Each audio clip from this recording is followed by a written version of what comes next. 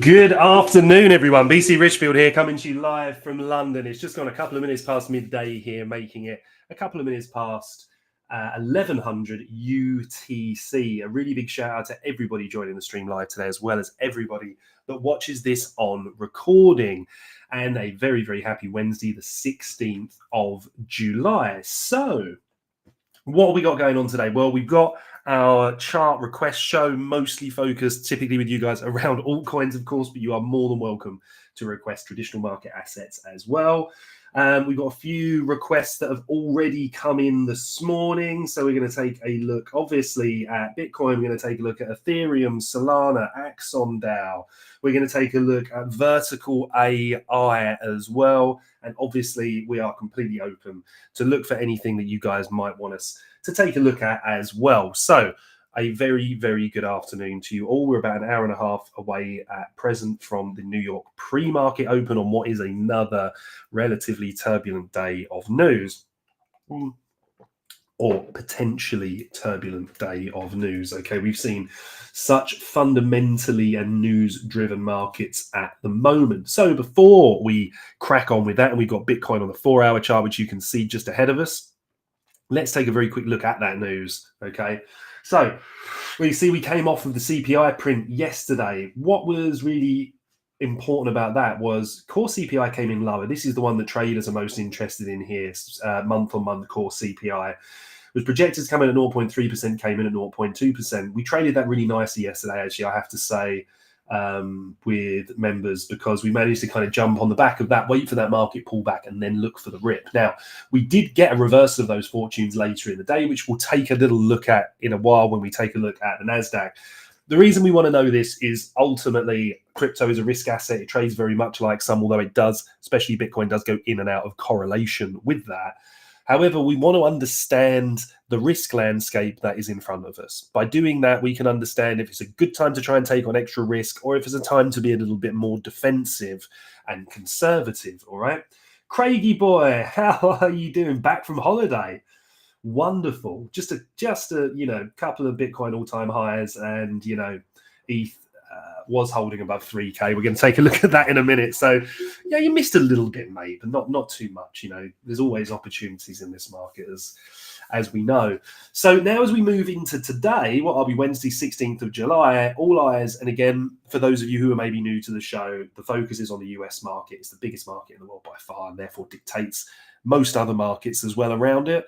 And it's also, the dollar is the world's reserve currency, all right? So we factor those in. US core PPI coming in today, and we also have PPI month on month as well. So we're going to look at those. They're a little bit more to be looked at. Well, there's two ways that we look at those, right? The first is if we're looking for intraday volatility, all right? So we target these news releases around, obviously, the pre-market open, and then look how that flows and follows through into the New York AM and PM session, all the way through into Asia if you're trading that. The other way we're looking at it is the bigger picture, right? And the bigger picture is kind of turbulent at the moment. We've seen risk markets doing incredibly well. The NASDAQ, the S&P 500, NASDAQ smashing all-time highs day after day. We've seen a little bit of a corrective move, obviously, after yesterday, but again, the markets are so very strong. Capital flow is there, risk allocation for everything as well. Exactly, Craig. Always another deal out there, mate. So why is this important? Well, this is really where the markets are watching at the moment to see how the tariffs are flowing through to the consumer or the average American, right? But also to the companies for production. So what we're seeing yesterday is CPI, consumer price index. We can see that hasn't really been heavily passed on to the consumer yet. People expected this to be a big problem. They expected this to drive the core CPI up, and it hasn't, right? So it seems at present that the market is absorbing the tariff situation and it's not causing the damage that they thought before. One issue that we have is we've got a relatively stable labor market. We don't have much coming. We've got unemployment I think, coming in towards the end of the week on Thursday.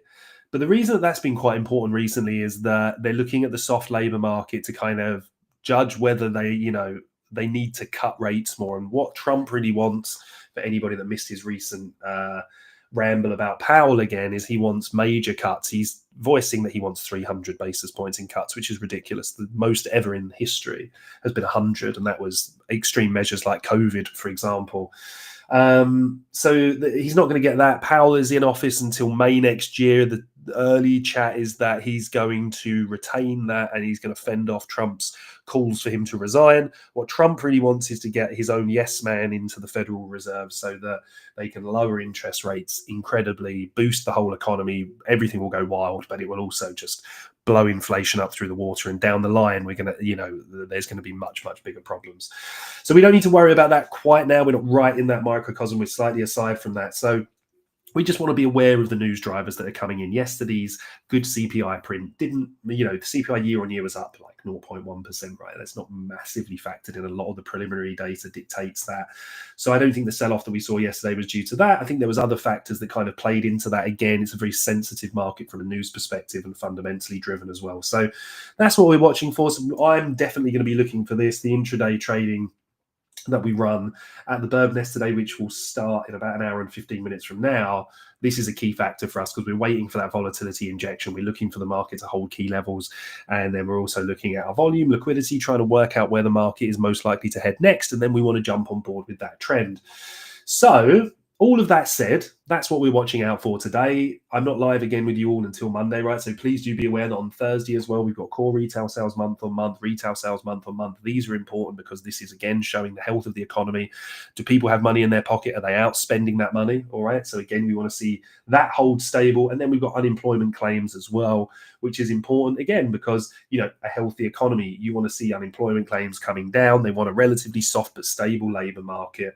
And then as we look through, we've got the Philly Fed Manufacturing Index and FOMC member Waller speaks. These are in orange for a reason. There's slightly less, implied volatility from what's going to come out of it. And Waller would need to say something really left field in order for that to cause any issues. All right. We've got preliminary UOM consumer sentiment and preliminary UOM inflation expectations on Friday, as well as the markets are all starting to wind down. That's a little bit later in the day. Right. So let's get ourselves back to the charts. And what we're going to do is we're going to start with Bitcoin. I'm going to start you on the 4 hour because this is, like we say every week, we review the plans that we set out from the week before, or from this case on Monday. The play was quite simple on Monday. If we hold this box, this at the time was a bullish gap, then we would look for tentative longs from here. The reason they would be tentative is because we hadn't retested the prior all-time high, or at that point, the high that was set. Why? Because it had offered rejection here. We closed above the level here. We got that beautiful expansion. Price ultimately then came back down and found an initial bit of support. We then saw the doji candles. Not a bad sign, to be honest. When we're inside a bullish gap, it can be a sign that, the trend is starting to come back down a little bit, all right? But we just didn't really see the follow through in these, all right? This is the CVD we've got up here, but we'd also use volume to confirm that, and we saw them dropping. They got this large flush. Now, the plan was quite simple. If we invert this, close below it, then we target the prior area of demand, which is this area here, and also this swing low. Unfortunately, the 4 hour candle did all of that for us basically in one. And while there were some intraday opportunities here, they were early hours of the morning that I didn't take, and they're also quite close. So then it becomes a game of what is being respected. Okay, so we know we've got a big daily gap down here. We'll look at that in a moment. So if price was to continue down here, that's where I would be expecting to target, and also a retest of the prior all-time high. All right. So what gave us the indication that this level was being respected, and why are we looking for longs from here? Well, quite simply, this was the area of demand. Buyers stepped in here before, and this was the area that led to that really nice pump. All right. Now, price did come back into this area, and this candle here had me quite positive, actually. All right, so we saw this yesterday. We got this nice wick down, and we closed as a bullish pin bar back above support, right? Then what we saw here was price came up, saw an incredibly strong rejection, which then took us down and closed below this level. When that happens, we close below a key level. I specifically like to see a larger bodied bearish candle, or more of the body below. Why? Because it just shows me that that's where the buyers tried to get to. Sellers took control of this. Ultimately, price was then really kind of shoved back down into here. But when we look at the candle down here, we had like a doji candle, right? Which is fine.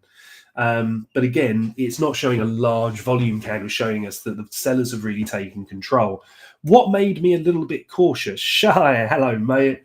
What made me a little bit cautious here is if we look at the wicks that were capping the downside, we just weren't getting any closes below it. This came back above. If we close back below this here, after that long upside wick again showing rejection, then ultimately looking to be bearish here. This was coming into the close of session for me, right? So by the time we opened the next candle here, it was 9 p.m. But I did watch this recovery happen, and we're now really kind of moving higher. So I think the shock that came into the market yesterday has been absorbed. And now what I'm looking for is for this level here and this level as well, which have both played a key role in recent times.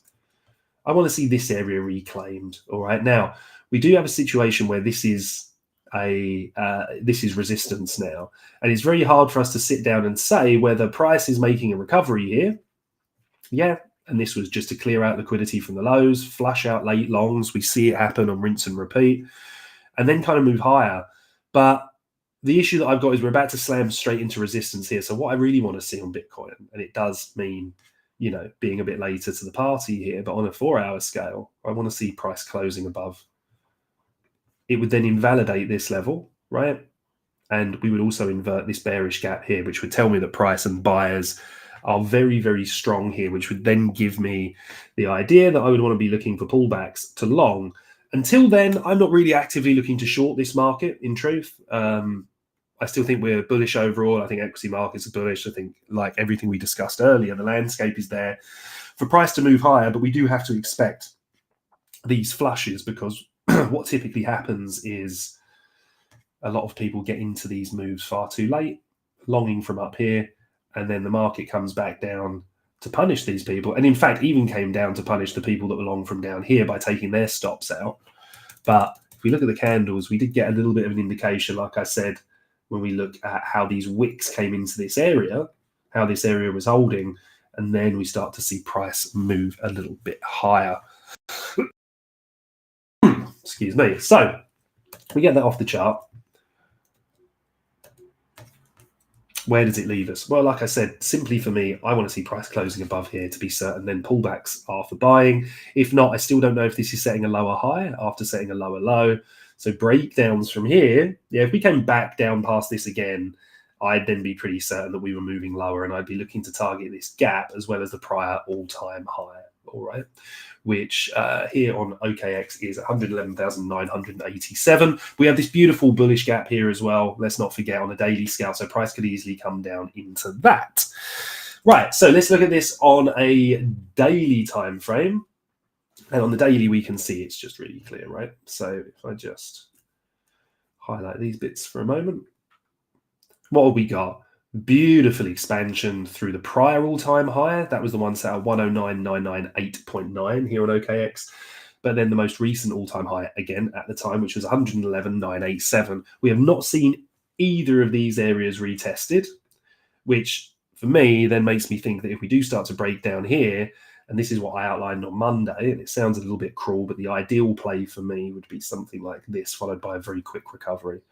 Flushing out everybody that's longing this late, holding this gap, wicking down below it, body reclaiming this. You get that nice pin bar style candle, like the opposite of this, like something like this, for example, ideally with a slightly shorter nose.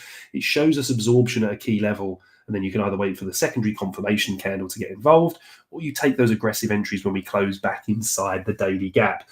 So on Bitcoin, for me, that's literally about as far as I'm willing to take the playbook there, right? Because apart from that, I don't really have any clear plays at the moment. This is a consolidation after we've seen an impulse move higher. Yeah, we want to see this hold, look for breakouts of this as we described on the 4-hour, and then look to get involved chasing this higher. Ultimately, if we continue to break down further from here, and there's not really much of a breakdown, is there, when you look at it on the daily, but if we did close, like we said, and start violating some of those key 4-hour levels, I would expect price to make its way back down towards this daily gap. Right, so Ethereum. Yeah, this has been the real beast, this one, right? So I know it's a little bit messy, but again, we're really kind of focusing on the 4 hour at the moment, just in terms of really refining these levels. The daily's been playing up beautifully. We held this gap as we stated, we came back above. You can watch the previous shows. I won't do a running commentary, but what we're really looking for here is for market structure to hold, which it is, higher highs and higher lows, and bullish gaps to hold. And then on top of that, these areas of demand or these order blocks when they're set as well. And this is just in the most beautiful pattern of respecting these levels on the way up. The daily's so clean. Bullish reaction here. This is the type of candle I was telling you about. This what I'd like to see on Bitcoin is a flush down to that daily gap and then setting this candle here, which is a bullish pin bar. Yeah, we see, or a hammer candle, long downside wick, price comes up. Short nose, don't care the fact that it's a bearish close. I look at the absorption coming in here from the wick. Then the bullish engulfing tells us that this is potentially go time. We then get the bullish gap, which is this green box. Price retags this, moves up. What do we then do? Well, we then set this area of demand when we close above it. Yeah. You see these as black, so I'll move them to black. That's these down close or bearish candles. Price closes above, retests it, holds, moves higher. What do we then get? Same thing here, right?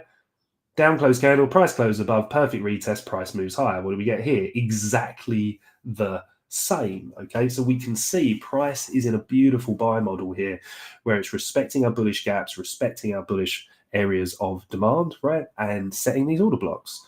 Dr. Ian Rayleigh, very welcome, mate. Thank you so much. So as we look at this here, I'm just going to, I'll leave that one on the chart. And this one here, the plan was really, really simple here on the daily from ETH. Buys from this gap. Yeah, yes, we've got this area that we're drilling into, which I'm going to show you in a moment. But buys from this gap, we rebalanced it to here, meaning that we had clear air to take that from here all the way up. Hey, Jojo, lovely to see you. And then we're respecting this. Look at the way we just drove into this initial reaction at this high, not a problem. You see absorption coming in, but we're still bullish. So we look for the areas to retest, which would be here or this swing low. And then we just got these beautiful buys off of that. Now, this big grey box, just to give you a little bit more context, is a big weekly gap. Now, if you watch the show on Monday, I explained why I'm not massively concerned by this. Typically, when it comes to these, I'm definitely watching how price reacts here. But this is a sell model, yeah, or the sell side of the curve. If we look at this as a bell curve, yeah, and this is now the buy side of the curve. So if this is going to be really bullish, we expect these highs to be attacked and for price to surpass it. If not, we look for these areas of consolidation before large moves lower, and this is the original consolidation here, to offer rejection, because on a higher time frame, and I don't want to be that guy, but if we were looking at the kind of macro structure here, then we could obviously say that we've come from saying a higher high to a lower low. This could be a lower high, and price actually could already be starting its way down lower. We don't want to preempt that. What we want to say to ourselves is, well, we've got bullish microstructure within this, yeah? And actually, while we hold this, then I'm more than happy to stay bullish, all right? And that, for me, is one of the key things that we need to remember is if we're bullish, don't overthink the markets. If you've got everything that lines up, make sure that you're just focused on that, but also make sure that you're looking to take these from key levels, right? So now we've rebalanced this gap. The gap doesn't mean too much. We could have a big rejection here. We come back down below it. No problem. The gap has rejected it. I just need to know that it's there. Now, if we move to the 4 hour, which is where we've been getting our most granular information from, right? What we can see here is we had this gap and we were looking again. So you see this OBH4, right? So let me just move that across here a little bit. Nice expansion above here, looking for buyers in the gap. Now, the problem that we had with this is as we came into the gap here, you want to see those kind of sharp moves. You want to see price dip in and then move away very quickly. The more time you spend in these areas, the higher likelihood that they fail. It's been rebalanced here. We failed to get back above it here. Then we flushed it out. So what does that mean? It means that this then becomes an inversion gap. Think of it as a classic support and resistance flip. It's an area that we expected to offer support. It didn't. We closed below it. So now we expect to offer resistance. When it carves through it like that, it completely invalidates the gap and tells us that we're just simply not bullish enough on this, because that was just a manipulation to drive the market lower. Again, late longs, right? Always think about where the market can impose the most damage. Yeah. So if you're a well-versed investor, or trader, this is where you were probably long from. You've noticed the key areas, you've seen prices dip down into a good buy zone, you're watching for your triggers in there, or you're breaking out from these areas and you're looking to be involved from here. All right. Unfortunately, most retail traders, and that's not a derogatory term, that includes myself and lots of other people, unless you're trading with hundreds of millions or billions in capital, but lots of people less experienced start to long up here. What happens here is they're regularly punished down to a level of key liquidity, which we saw here. Then what happens is those same people very often then feel a bit disillusioned with that, lose the high time frame bias, and then start to step into short positions. And then more experienced traders hurt them here because you get the recovery and then the market moves without them. And how often do you hear people say, I knew that was going to happen back here, but price took my stop loss and then went off without me. All right. That's why we just want to be taking these from key levels. Yeah. There's no key level from here for you to trade. I wouldn't mind if you traded the breakout here on like an intraday basis because we've held it closed above here, but you should only really be kind of trading that to local liquidity. Even if you were wrong here, no problem. When price breaks down here, then you're watching for absorption on the lows. You're watching for these key areas to hold. We didn't close below this order block here. Yeah. Recovery of this, invalidation of the bearish gap. So that's resistance turns support. What do we get here for our continuation? A beautiful little test into our bullish gap. The reason the gaps are so important is because it's the market moving with real impetus and real purpose, and the gaps are a failure of order pairing. When you have, balanced market conditions, you notice these wicks overlap one another, as do the bodies. So you don't see the gapping. When you get these sharp moves, it's one of two things typically. It's the market really moving, in which case it's tipping its hat to you and saying it's ready to move higher. When you see them fail, it's telling you that the market's looking for liquidity lower. But you need to remember your high time frame bias here, because a lot of people see that failure, start to short this, but forget completely that on the higher time frame we're really bullish here. So now the situation that we've got here, we're making our way back above this. There's two areas that I'm most interested in here. I'm going to delete this from the chart for anybody that doesn't know everything that's added or deleted to any of these charts. This is why we use the crypto ones. And by that I mean this, not a specific exchange. We only ever do it live on the show so that there's accountability. Now, there's a couple of areas that I'm interested in here. One is this.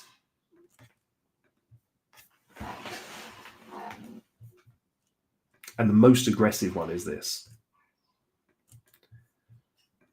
Maybe the eagle-eyed amongst you will notice that we tag this very skinny bullish gap here as well. So again, price is respecting this. Now, the only issue is that after you see these larger moves, so from low to high of this impulse leg, was about 8.24%. Now, the reason that we're happy to look for longs here is because we know damn well with crypto, when it has these runs, in fact, this last one was very, very close to being similar to this point, just a little bit higher, there's about 9%. But look what happened. We got this very small consolidation, which is similar to this small consolidation candle we've got here. Now, just remember, these down close candles on a 4 hour are just a consolidation on a much lower time frame. So we can trade that like a range and look for those breakouts, all right? But when you see these large expansions, we saw it here, price consolidated before it moved up. And then we also saw it here. In fact, it's moving very structured, actually. They're around 8 to 9% moves. That we can see each time price steps into a consolidation. Now, the difference is you can either have a small consolidation like this before a big rip, or you can have a much larger consolidation, right, like this, which has now been broken out of. So what's important if we look at those levels is saying to ourselves, right, well, maybe price will just be too strong and it will run off of here. So what do?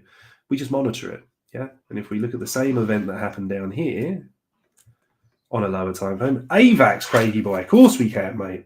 I love trading AVAX, one of my favorite cryptos, especially for intraday trading. So we're going to just look at this, So we're just going to put an arrow here so we can find it on the low time frame chart, and then we're going to overlay what we would want to potentially see from this here. All right. So from a 4 hour, let's move, say, to a 15-minute.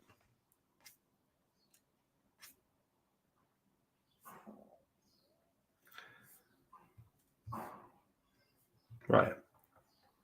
Now, remember, on the 4 hour, That's just 2 candles. Yeah. So what do we want to see from a consolidation? So this was our order block, right? Which would have been set around about here. Ultimately with this, and you can obviously draw it or redraw it, you've got your resistance line coming down here. So what do you get? Breakout, retest of the level, moves higher. Nice, right? But we hadn't confirmed the high time frame then, so we can wait for that. So then when we have more data, we can see quite clearly here what happens as well. Yeah. Breakout. This is the point at which we then confirm the 4-hour order block, yeah, or area of demand. So now on the lower time frames, this is what allows us to take a position. How do we know if we're wrong? Well, we've got set risk, right? Price has moved up. So whether you buy on the breakout, you're looking for a retrace into here, or you're using a Fibonacci, loads of different ways to get entries here. If you're looking for breakouts and returns as well, Fibonacci's can be really, really good. Yeah, because you're looking for like the 0.5 retrace or the golden pocket, for example. And again, you know where you're wrong, meaning that if you come back down below this low, you've lost market structure and price shouldn't need to retest this area again. So let's say you just set a limit order on the 0.5, you know where you're wrong, and then you're just trading this higher, okay? So while we've got that in our mind, let's take a look at current price and see what we might want to see here, right? So at the moment, yeah, we can see we've already set this order block. So what are we looking for? Well, here's the breakout. Yeah, if we were taking this expansion leg, or if you were taking the entire leg itself, yeah, we'll take the whole impulse leg higher. We can see that we've just tagged in on the 0.5 here. So if our belief is that price is now going to move up to our next key area, then we would entry in here, stops below this level. If we come back here, we know we're wrong, and then we would swing trade it up to this high. Okay. Just as an example, there's a number of different ways you can enter. Ultimately, entries are never as important as understanding the direction of the market.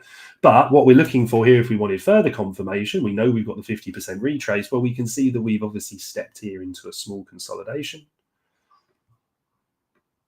We can see that we've got this moving down, and now maybe we're getting this 15-minute breakout, okay? You can lose a lot of different things for these as well, right? Just let's look at another example here.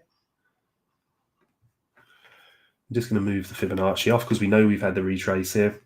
So we come to hold this level. Remember, this is a very aggressive play up here. The one thing that we have to factor in, there is nuance to this. We're very high in the move. We are moving fast. We would want to, I would anyway, want to check these other areas. So I have these baskets that I check. So equity markets are down a little bit on the day. The indexes mostly focus on the NASDAQ and the S&P 500. So, okay, they're slightly down for the day, showing the risk bid isn't massively there for equities, but the dollar index is down. The DXY, the volatility index, the VIX are both down today, which is showing that conditions are setting up pretty decently for risk, all right? And here we have a mixed basket.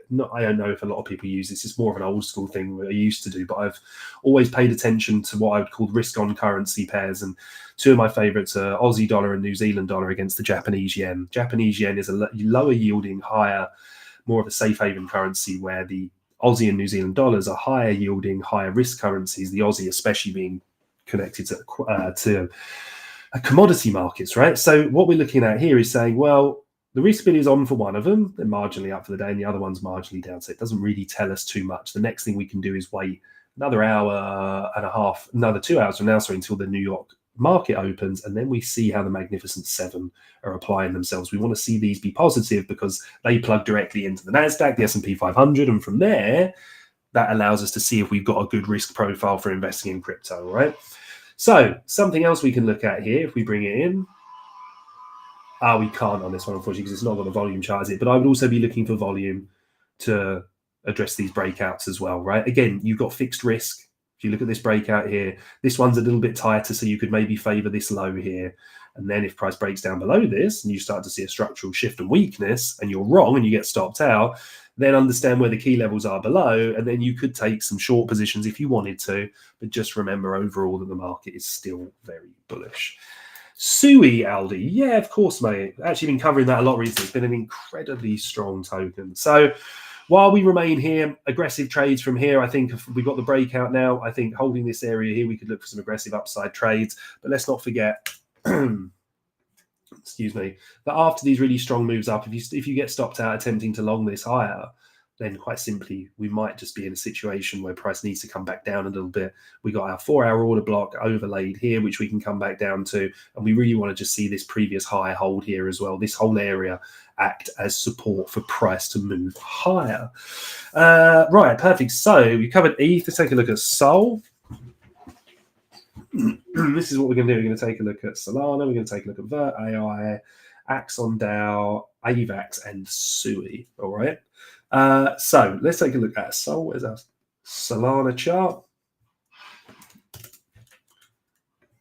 Right, we can see what our playbook was on here. This actually worked out really clean for us again. Big bullish gaps doing the support. Bullish order blocks or areas of demand supporting the price. We saw another one here in the key breakout that we had. We didn't get the retest. All right. But nice strong breakout here. Took out those equal highs that we were talking about. Remember, watching how price interacts with highs and lows is really key. As we come into an area like this, if we start seeing the long upside wicks, like with this one, strong rejection wick, then I'm looking for liquidity to be run lower. Yeah, we got this gap and we got this low. Then when you see the opposite, you see a lovely sweep like this of a low within a gap, and then you get a long downside wick and closes above here.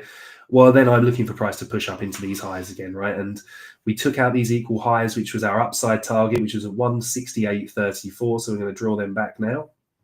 That was taken. Now our next upside target, immediate upside target anyway, comes in here at 168.64. Further confirmation will come in the way of closing above this, which we drew on Monday. We didn't quite get that. Close above this confirms this area of demand or order block, and we then look for this area to hold and continue to push higher. All right. Moving this on to the 4-hour now to give us our most granular view. What we can see is we had this bullish gap, price closed below. What's our rules, right? This becomes an inversion. Where do we target? Next key liquidity, here and here. What do we do when we get to these key levels? And this is the undoing of most people, I promise you, is just a lack of patience. In fact, I think SZ has something on his profile, I think on his Twitter profile, he used to, and it's like trigger left side, execution the other side, and then it's in the middle, it says this is where you fuck up. And it's so true, because people are, you know, the level, right? You want to be long from here. If you get rejection, you want to be short from here. Yeah, price is ultimately just ranging in here, right? We've had this expansion and there's loads of different ways that you can mark that out. You can use volume profiling, right, to put that across. And this is then going to create us our volume range. You can use TPO to look at your time-based ranges as well. Apologies, TradingView is a little bit slow today, so I'm sure it will catch up in a second. No, actually, that's my fault. I'm slagging TradingView off there. There's nothing to do with it. There's no volume on this chart because it's an index chart. Apologies, TradingView. So just look at how price came in. Look at the long downside wick. Yes, we saw the rejection wick from here as well, which is why, you know, any longs from here had to be aggressively taken after this reaction with the buyers stepping in. Again, we would look for volume as confirmation. But this bullish gap that failed allowed us to take the short trades into these lows. The reaction at these lows allows us to long intraday anyway, with this gap being rebalanced here and price drawing up into this. All right. Now, closing above this here on the 4-hour, then in 25 minutes, I can't explain to you how much I would be targeting these highs. It would be a very high probability setup from a statistical point of view. This would then be invalidated. We would then look for this area here. Remember, if we're looking at our order blocks, we would look for this to be retested. Now we've closed above it. Yeah, this whole area to hold, and then for price to move up to here, first of all. And again, let's see how price reacts here, right? If we get a big, strong close above it, then we look for pullbacks to long, right? However, if we get price do something like this, right, and then set this big downside wick with a rejection candle like that, like a bearish pin bar, this is a decent example here, except bigger candle, then, you know, we know that this area is the next area that buyers could potentially step in. So intraday, we can take that trade into those lows. Ultimately, if we're looking this just from a purely higher time frame perspective, this depends if you want to hold this as a spot bag or if you're looking to openly trade this, then I think getting above this level here, if we look across the chart, you can see all the absorption from all these wicks here. Yeah. Just as a rough kind of support resistance area, I think we could say safely that this whole area has offered support, broke down, resistance, resistance, resistance. But look how it's stuck to this area and it's now driving up. Get a daily close above this area here, and then I'm really interested in more longer term swings up into the highs, right? Anything within here at the moment would just be intraday into this local high at 168.64. Okie doke. So let's take a look. Actually, this is really interesting. So I covered with you guys recently a few tokens, right? That one of them was brought to my attention a little while ago. We're going to take a look at vertical AI, or Vert AI. We can see where the TA was on here from previously. Let's take a look at what one are we on here? 35. Perfect. So let's zoom out on this one. I actually quite like how this is holding here, right? Again, there are not tons to go on some of these new tokens, but if we just look in a very binary fashion, highlight this wick here, the absorption that came in when price at this level, sell off, large expansion. The retest of this area has just been a really, really good buying opportunity, which is what we've discussed previously, but we have been breaking it down slightly more granularly here. And one thing that we've got a very, very small close below this. Now, why that doesn't really bother me too much is, first of all, crypto can move slightly unclean, right? So if you're seeing breakdowns, you're seeing inversions, typically you want to see a good amount of body below this level. But I think we covered this last time anyway, henceforth why we drew this in. That's the key reaction point for me, all right? So while we've inverted this, yes, I'm not as concerned about this area. We've got an immediate gap above us now on a daily scale that we can use as a condition.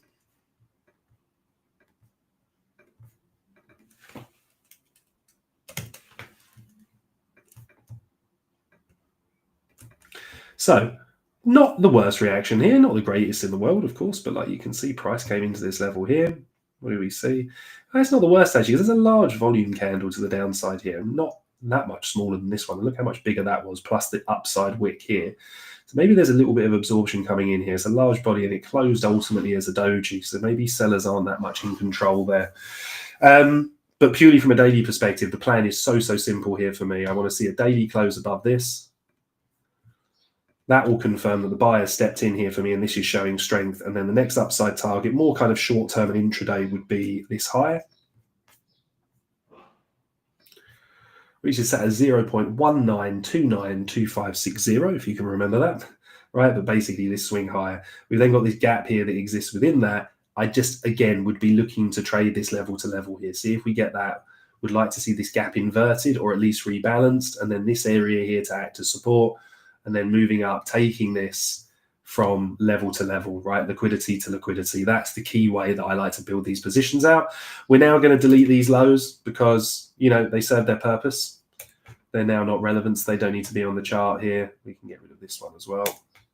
But I'm going to keep the equal highs because I still think that for me is what's capping the upside. If I was looking at this as a range as such, yeah.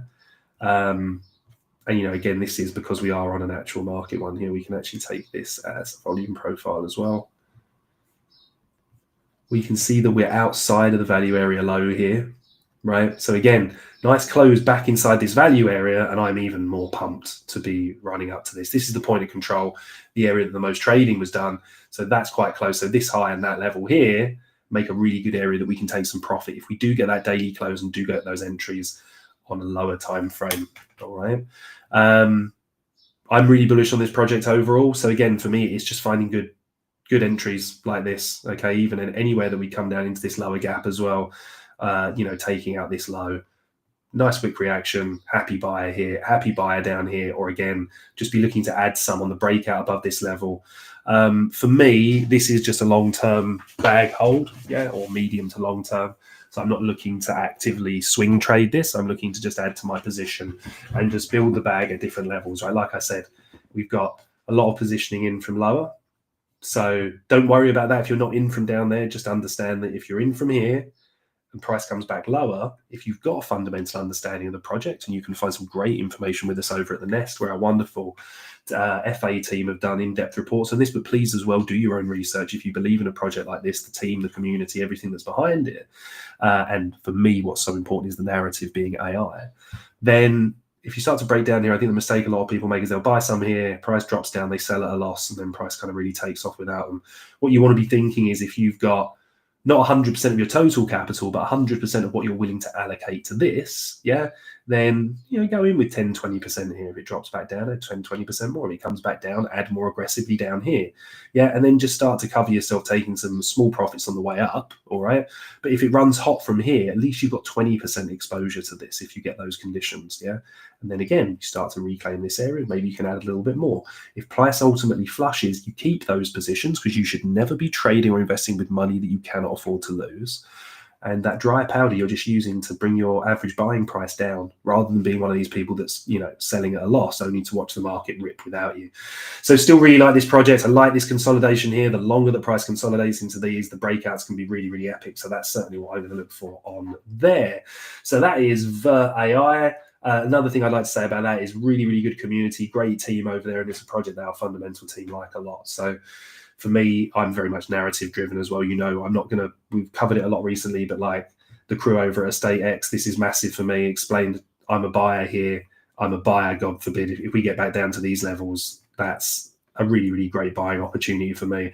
The reason that these are such a big investment for me is because I really understand the industry quite well. It's disrupting property, allowing property investment, tokenization of it is the real king of the RWA plays, in my opinion, because the property industry is worth hundreds and hundreds of trillions of dollars across the world. And this is something that's allowing that tokenized approach to come back in, allowing you to own or add some property investment to your portfolio and also earn passive income off the back of it. So just a very quick look at this, because I've added some more down here, and I really actually quite like how it's holding this level.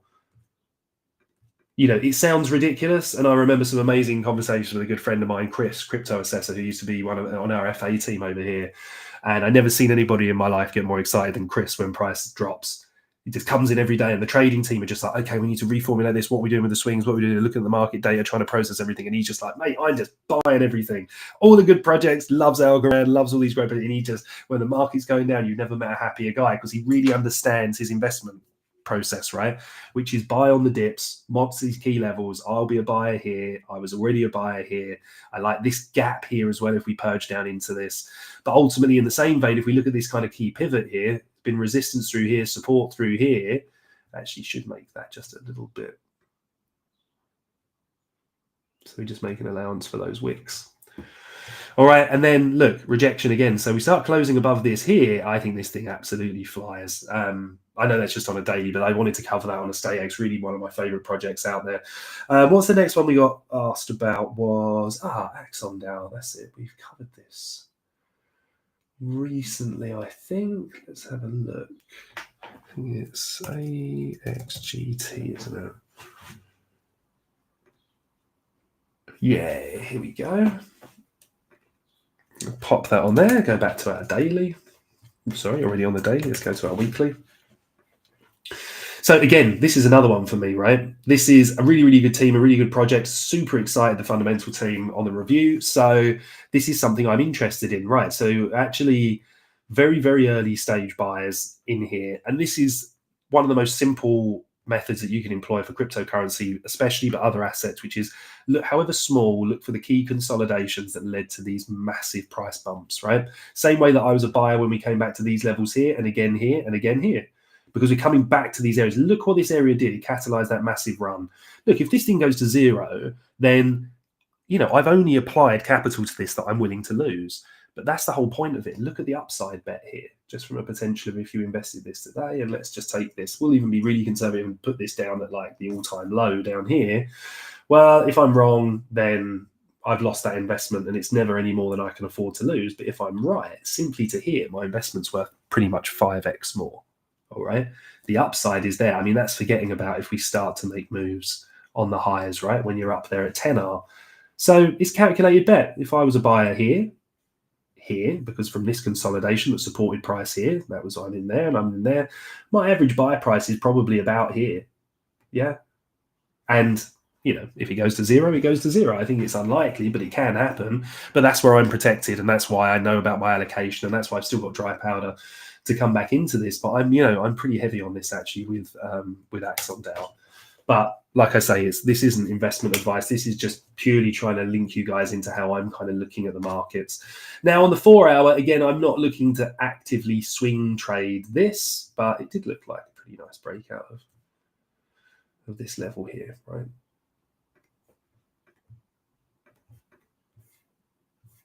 Yeah, so key resistance, price step back in. Not great on there. I'll turn the volume on the other one, but with these breakouts, you really do want to see some form of volume.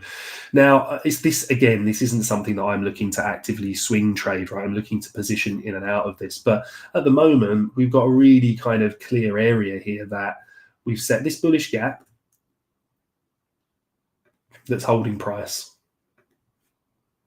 So as long as we're in here, no truth text. We are moving on to AVAX next, and then we're going to close up with SUI.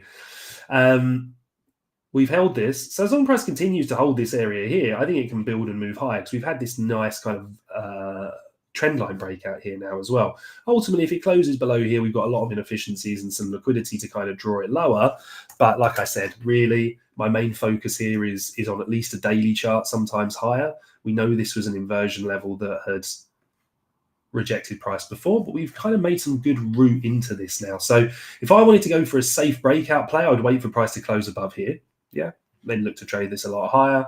But actually, because price has rebalanced all the way to this wick, it allows us to kind of get involved in this here. So if I wanted more of a confirmation play, and I still think this looks nice here, by the way, because look, we're holding this bullish gap after a nice impulse move up. We've had a very similar breakout here to what we had on the lower time frames if we move this to the wicks. So now again, I've got conditions. I can wait as long as price holds this, or I can wait for price to set our order block here. Remember, this isn't set yet. We will set this as an OBD, but we require this to close above it. And then any dips here are for buying, and we know where we're wrong if price comes back down below those lows, all right?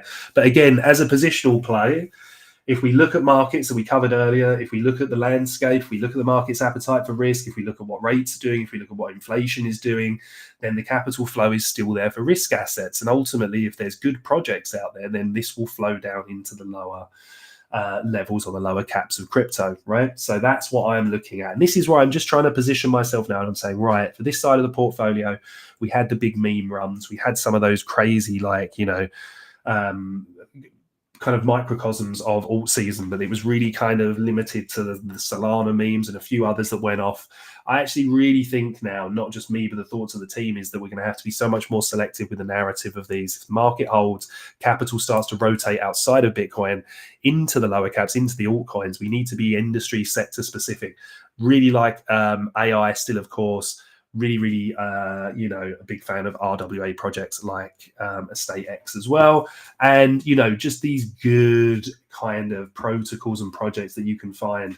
Look for these original consolidations. They very often provide good buying opportunities. If you do this smartly and across the right assets and classes, then I think there's still quite a lot of money to be made in these markets. So that's where we are with that. Let's take a look at AVAX.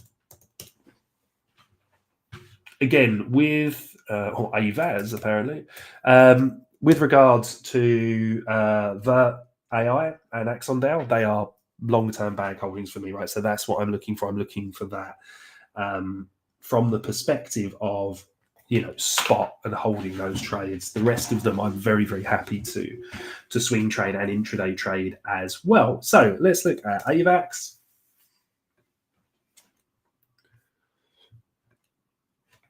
You can see, obviously, been doing some trading on this recently with students, giving some examples. Let's just get them off the chart for the moment because they will be low time frame trades on AVAX. This has just been such a beautiful level on AVAX, 16.150. Yeah, you can go and check it out for yourself. But for me, this is a really good support resistance area. Again, offering support here. Now, I really wanted to see price come down and take this low, just so that we've taken some liquidity, right? But often if that doesn't happen, you can be left waiting for a long time. You can ask Resume about how long we waited for the Ethereum low to be taken out. It felt like an absolute lifetime, right? But patience is often rewarded in these markets, right? But ultimately, I'm not really that fussed about this here because we've got a really nice level, right? A nice support level. Would have liked to see the low taken. If we did and we recovered it, I'd I'd be even more bullish here on AVAX, right? Now, what we do have here is we've got a weekly order block. Excuse me.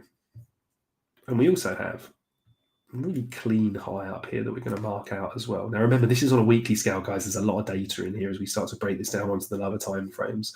But I do like the fact that we've come off of this. Now, I prefer high probability areas of demand or order blocks like this. What makes that high probability? Well, we'll change that one in a minute. We got a sweep of liquidity first. See how price took out liquidity? That's why I wanted to see this taken out. But, you know, we can't always be greedy and get what we want. But we did see this. What happened when we closed above it? We got a beautiful retest. Price ran up, ultimately taking these equal highs, failing to kind of get back above them. Saw the long side wicks coming in, volume started to turn, and then obviously we corrected lower. But that's exactly the play that we're looking for here. And we can see price has drawn down into this now and is starting to move a little bit higher. So let's take a look at it on the daily as well. Do we have anything else to go on? We can see the absorption. Look at the long downside wicks coming in here, which is exactly what we want to see. I think this might be the most interesting play here at the moment. Will be either to see this area retested and held again. If you start to break down lower, remember it's a massive weekly order block. We can come all the way back down to here if we need to.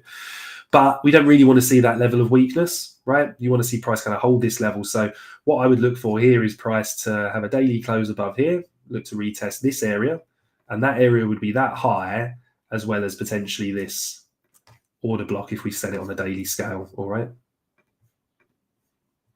Price came back in, didn't really take liquidity here, right?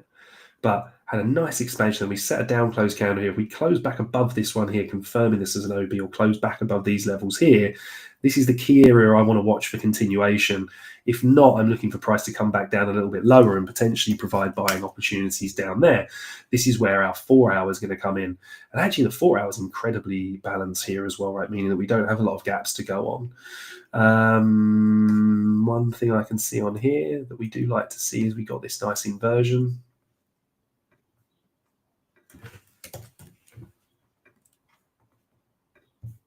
All right, price closed above, retested this, and then really went higher. Like areas of demand and stuff can be a little bit nuanced, right? So I like to use consecutive candles if we've got all of those, right? Meaning that this is a really, really big order block here, but we are reacting. Yeah, we have taken a low. I wouldn't go as far as to call it a high probability area of demand, right? But it is definitely an area of demand. This is where sellers were trapped offside. They've now been broken back above. So revisiting this area here, sellers within this area can mitigate, close their positions out, and then ultimately join the trend, which they now must believe is moving higher. Let's just label this up.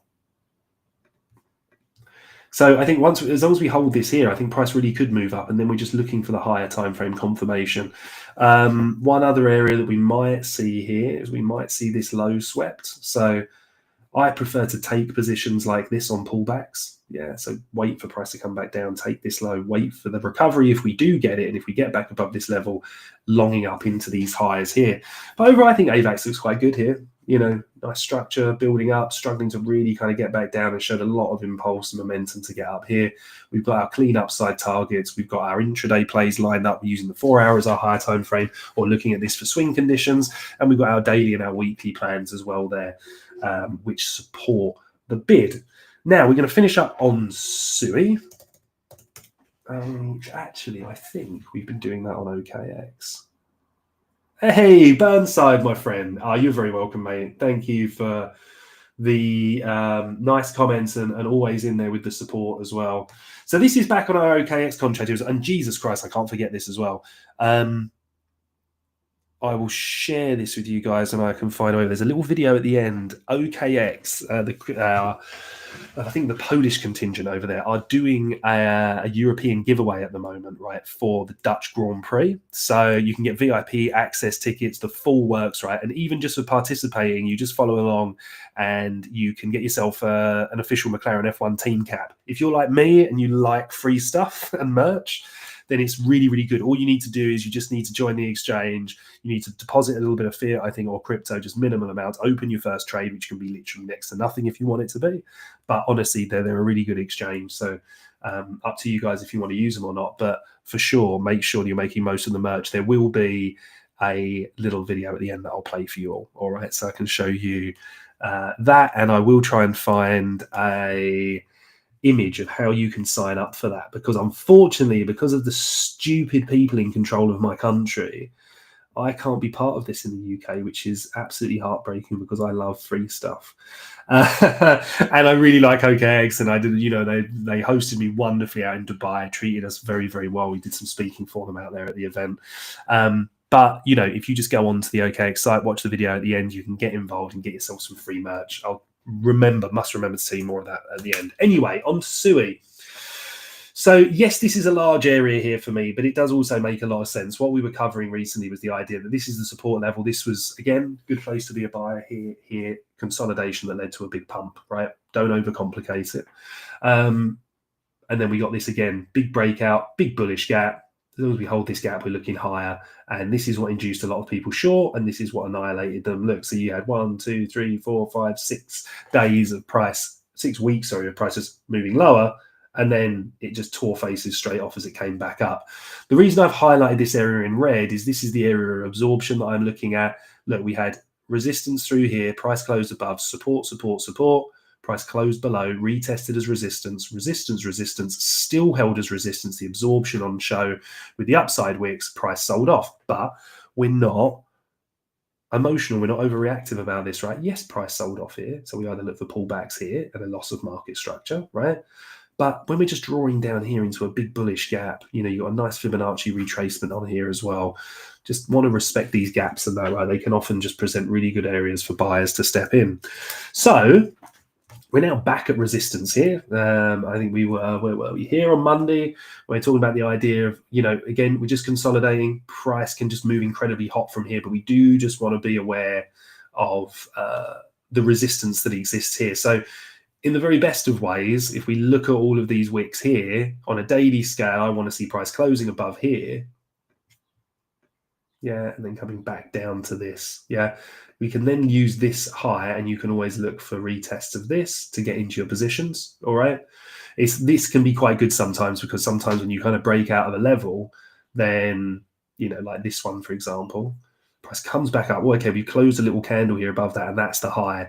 So if you start looking for longs here, you get hurt, versus waiting for price to reconfirm this high on the breakout on the lower time frame to then look for your positions to go long. Volume can be really, really helpful here as well, right? So that's what I'd be looking for, daily scale on you. Now, what I think we might get here, so I'm going to be prepared for both scenarios. This is scenario A. Scenario B is this. We've left a really nice big bullish gap down here. So if we hold the rejection here, but we come back down into this bullish gap and hold this level here, or retest successfully this daily order block.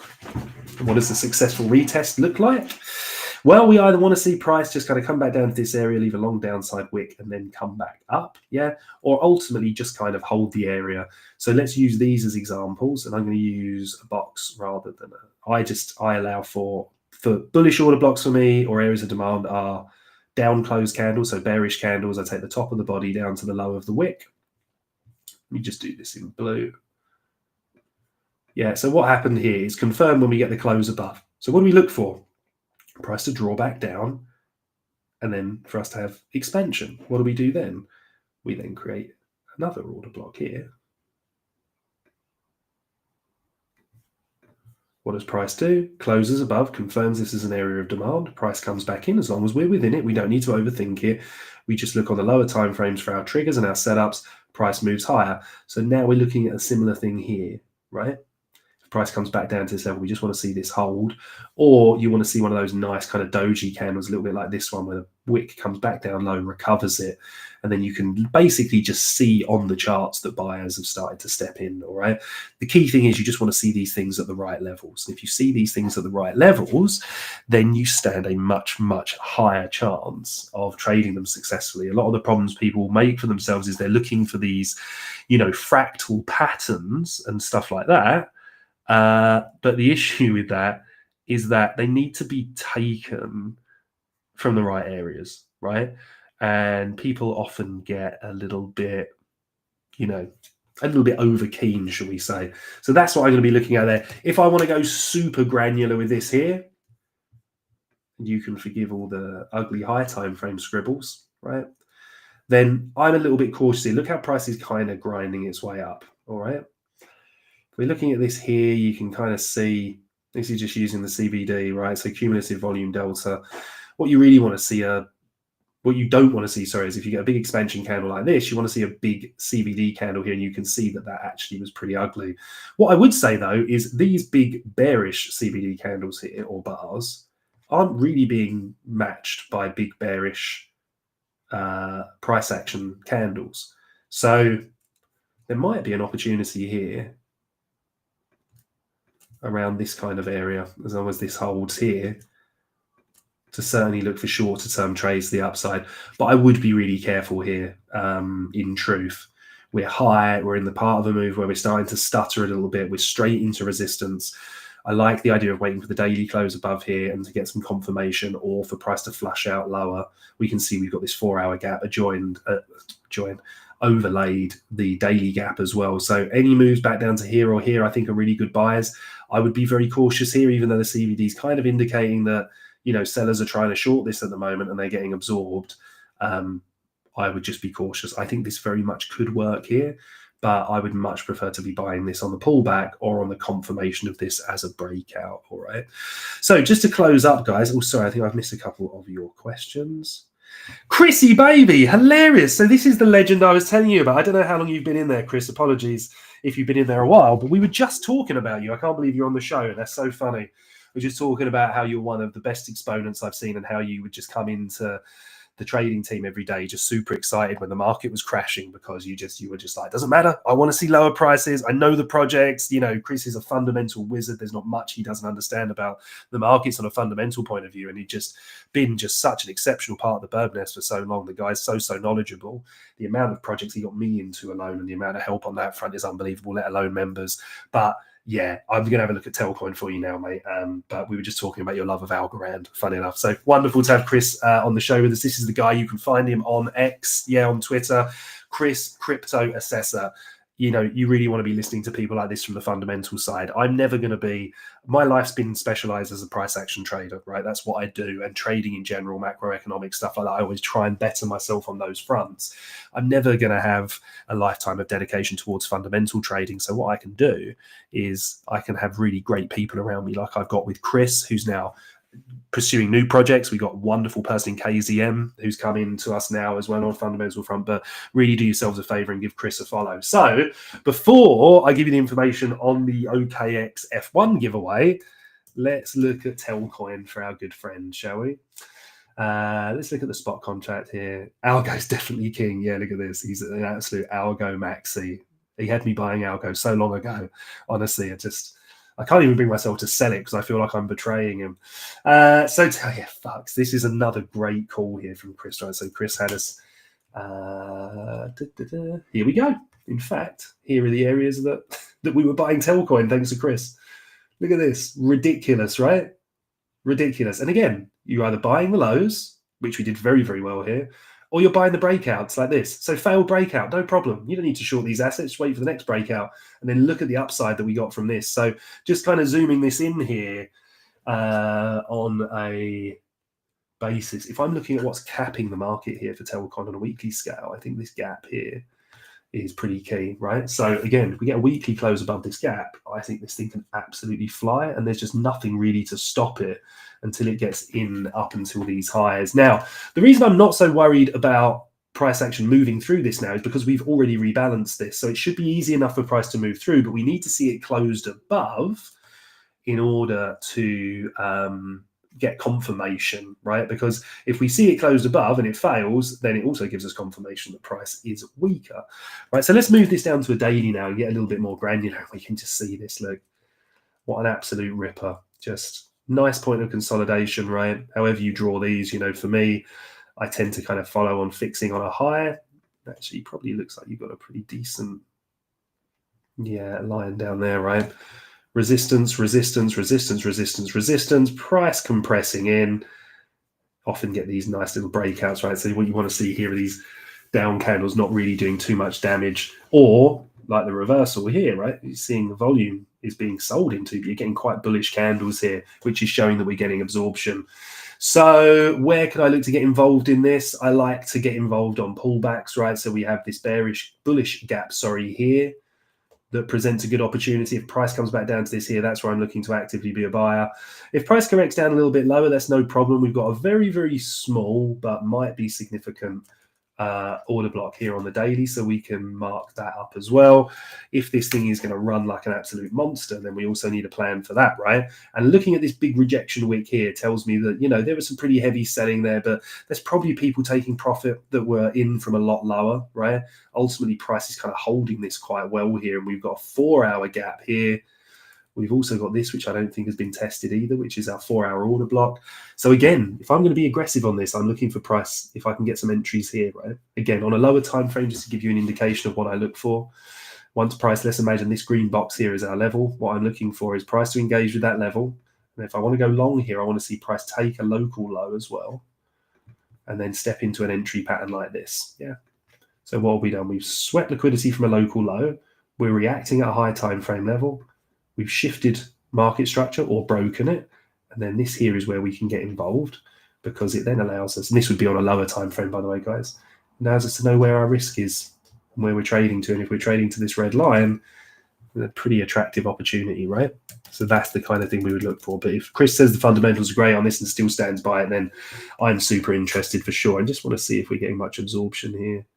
Like this, for example, was a good indication that price was about to chill out a bit, because the long rejection wick after a long big bodied CVD candle shows a lot of absorption here. Sellers really kind of taking control. So what we want to see here, right, is that we get, big or decent bearish CVD candles, or bars, but it's not really affecting price action on the chart, and it's showing us that price is getting absorbed. And we want to see this in and around this level here, this one here, or down at that, down there. All right. Well, thanks so much. It's been great to have you all. About 3,000 people live again today, which is just an absolute blessing. Please do remember to trade safely. Remember that in about 22 minutes from now, we have the PPI print that's coming out as well. That's going to probably inject a fair bit of intraday volatility. Please do be aware of that. And just going to finish off by sharing with you